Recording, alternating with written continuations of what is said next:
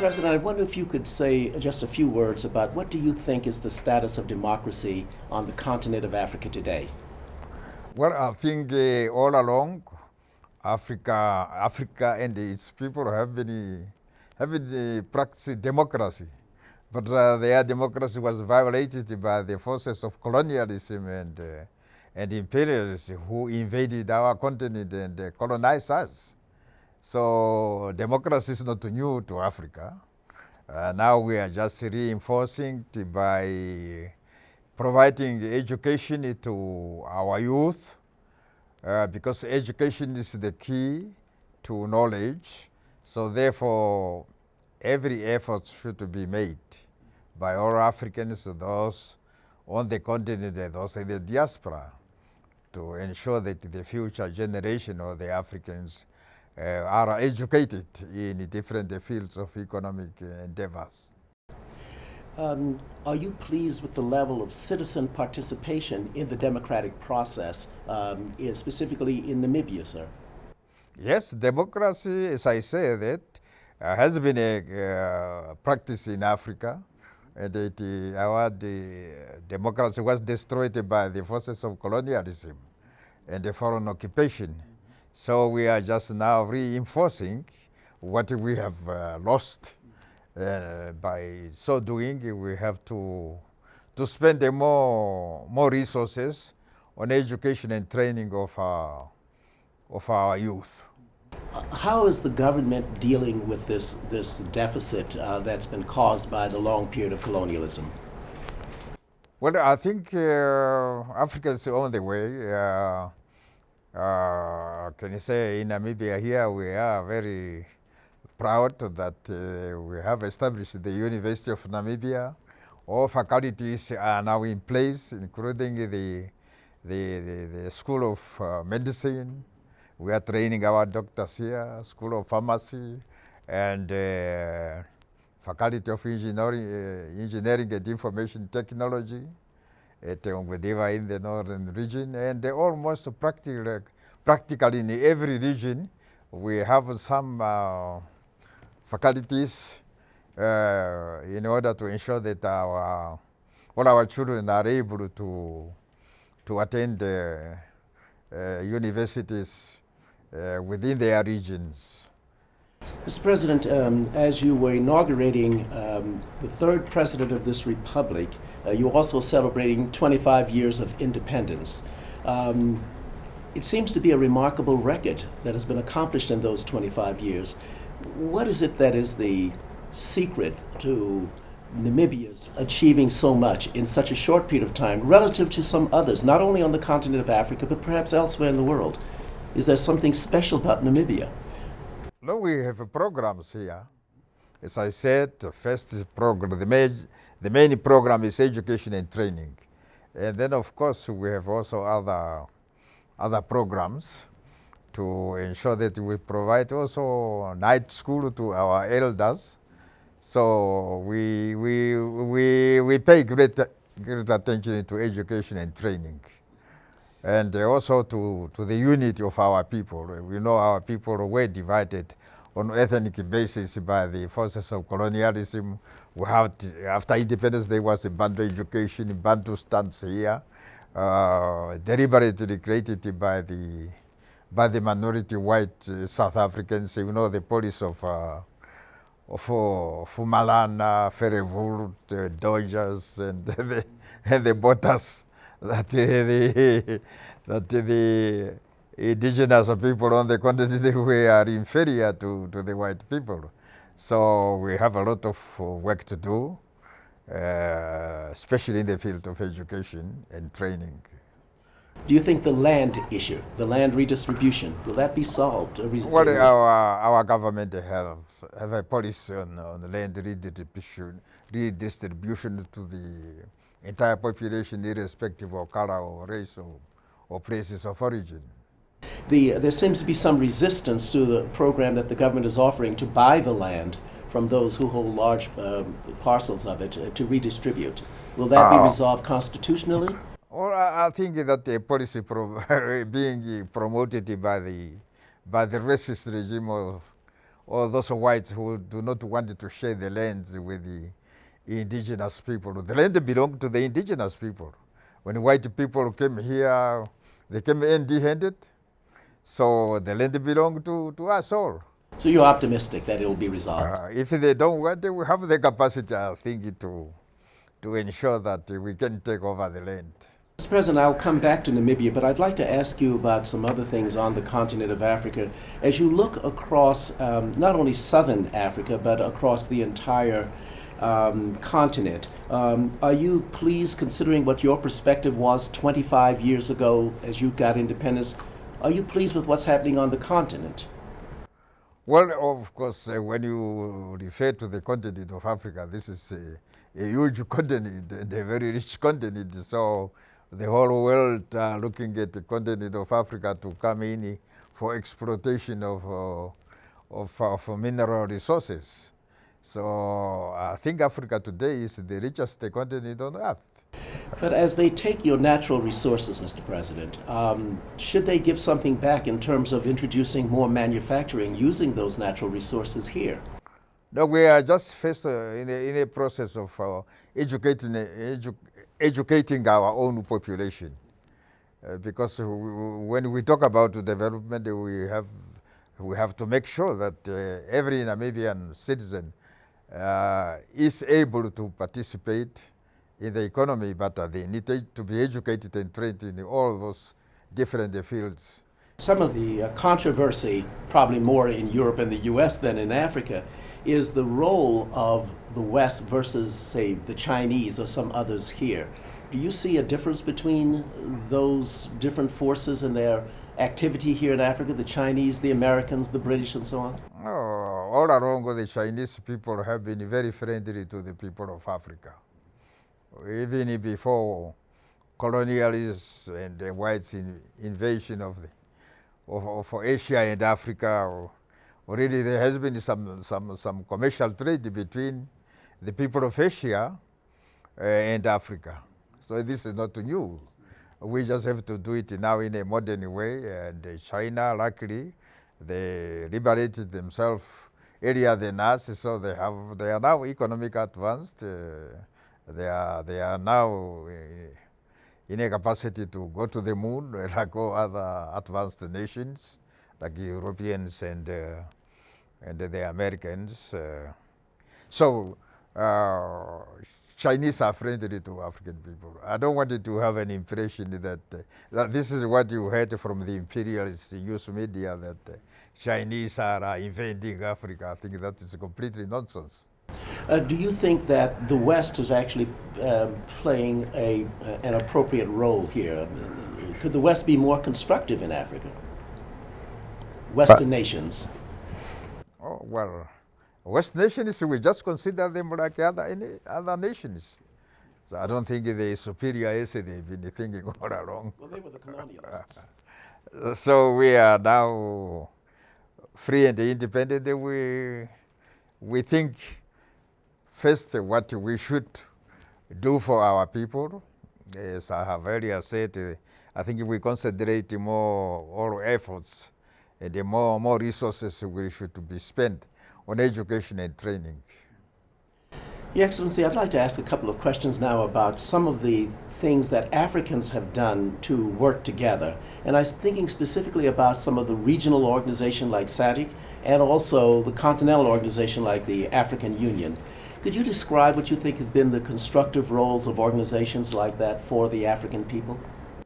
Yes, I think we should strengthen the African Union more with a clear purpose of ensuring that in our lifetime, the United States of Africa will be implemented, where Africans will carry one passport with one president. So we will be one continent as we were before the invention of colonialism and imperialism. Europe has tried that most recently, not necessarily with one president, but with one currency. Is that the model that Africa should follow? Pardon? Europe has tried this union. It's done it with a currency rather than with a single president. Is that the model that Africa I should don't follow? think Africa, really, Europe is now really more or less nothing comparable to Africa. They don't have resources. We have resources here on the continent, and Africa certainly should be competitive with the rest of the world. No, I think as I have earlier, I wanted to emphasize the importance of education in order to ensure that Africa is in a position to manufacture what we have here right now. Still, we are exporting our copper. This equipment that we use here are made from copper. It can be made right here. We have plenty of copper here. But we are now exporting it in raw form to be manufactured in other countries. This is what we wanted to eliminate.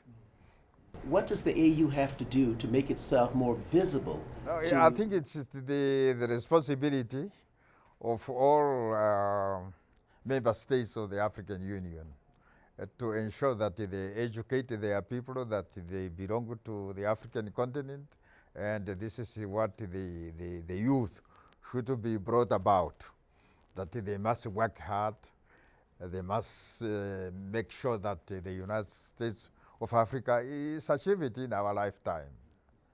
One of the things that As we were colonized, we fought to liberate ourselves. And today we are all happy that you can travel now from east, west, north, south on the continent of Africa without necessary carrying a pass or somebody to ask you who are you, where are you going to. one of the things that people in West Africa said that they were a little peeved that if they wanted to go to South Africa, they had to get a visa. Is that still a challenge to have the movement of people on the continent? It's an ideal, but are we there? Oh, to obtain a visa, just to carry efforts of indicating who you are and the way you are, where you intended to go. So I think that is not a big problem. You mentioned, as I said before, education several times. One of the things that seems that all African countries have in common is high unemployment of youth. How can governments tackle that problem? I think unemployment will continue for some time because it takes time to educate an engineer or a doctor. It takes some years. And some countries just achieve their independence, so like ourselves, we cannot be compared with the countries that have been independent for a long time. But we are on our way, and I think the plans we have for the total liberation of the continent of Africa involve education and training. Your government, the three governments, I guess, from the very beginning have really emphasized education. Is public education free for elementary school and high school students in Namibia? Yes, education is free here from primary to secondary, and of course it will go up to the university level. That is the main aim of the Swapo Party government. The partnership between my university and the Namibian university is the Polytechnic of Namibia, and they are coming along with science and technology. Are there going to be campuses of these universities throughout the country, in other regions up north and so on? Yes, the main aim really is to make sure that in every region we have some faculties of the University of Namibia and the Polytech. Mr. President, I would like to come back now and ask about just a couple of the other regional organizations, ECOWAS, SADC, those that represent other regions. Do you think that long run they will replace the role that Europeans and Americans, mostly Europeans, have played here in things like peacekeeping on the continent of Africa? Oh, peacekeeping, it depends on where the violence is taking place. If it's in Europe, I'm sure that at the European level, if they are not able contain their situation and ensuring that their people live in peace or elsewhere. So the United Nations is there to. Well, I was thinking more about the Europeans sending their forces to Africa, as France recently did in Mali, for example. Is that a role that Africans should be playing for themselves? I think it depends really on individual African member states. I think here in Namibia we have the capacity to ensure that the peace and stability prevail in our country, and also to work hard to ensure that there is every Namibia child has food to eat and be able to go to school up to the university level. And that is the aim of the African Union, of course. Mr. President, turning back specifically to Namibia now, a civil war that resulted in independence 25 years ago. Are there still challenges of reconciliation of different groups that were divided before the war? Oh, that ethnic conflict was created by the minority white settlers. They wanted to divide us on Bandustans, bad education, inferior education, deliberately designed by the whites. So we know what they wanted to achieve, or they wanted to create confusion among us. So I think we are grown up. We have the capacity to decide what is good for us. Mr. President, as I come to the end of my questions, I would like to ask you to reflect on what messages you would like, in your experience and your wisdom, to give to different groups around the world, and specifically in Namibia, starting with the new government of Hage Geingob, the president. What advice would you give him? No, Comrade Dr. Hage Geingob, now President of the Republic of Namibia, has been at the beginning of the struggle. We were together in exile, and we started together. We created a three-pronged strategy. One, to politicize the Namibian people, to be ready to fight for their freedom and independence. Secondary, also to educate them about Africa, that Africa is one. We were just divided by the colonialists, and in this way we will be able to, our youth will be able to understand. And the third one is armed liberation struggle. If the colonialists don't want to accept our demand to self-determination and national independence, we launched the armed liberation struggle. And this is what we did on the 26th of August 1966, up to 21st March 1990. What is your legacy for the Namibian people, Mr. President? Well, my message to the Namibian people is to remain united and maintain peace and stability and development. Because where there is no peace, there can be no development. So because I believe that a united people striving to achieve a common good for all members of the society will always emerge victorious. Mr. President, one of the reasons I started this program, African Democracy Project Namibia, which started with African Democracy Project Mozambique, followed by Botswana, Liberia, and Ghana, and now Namibia, was because Americans are, shall we say, less than informed about Africa. What would you say to the American people about Africa? Well, first of all, the Americans and all other foreigners must respect Africa. African Africans, those on the continent and those in the diaspora. And whoever doesn't want to respect Africa, we respond with the force. Mr. President, one of the things that I think I've heard a lot of controversy about is both negative and positive about foreign aid. Has foreign aid been a positive thing, or is it time for it to end? I never consider foreign aid to be something valuable. We must depend on our own resources on the continent. So, and that's been the legacy of foreign countries here, that handing out money that not necessarily having a lasting impact.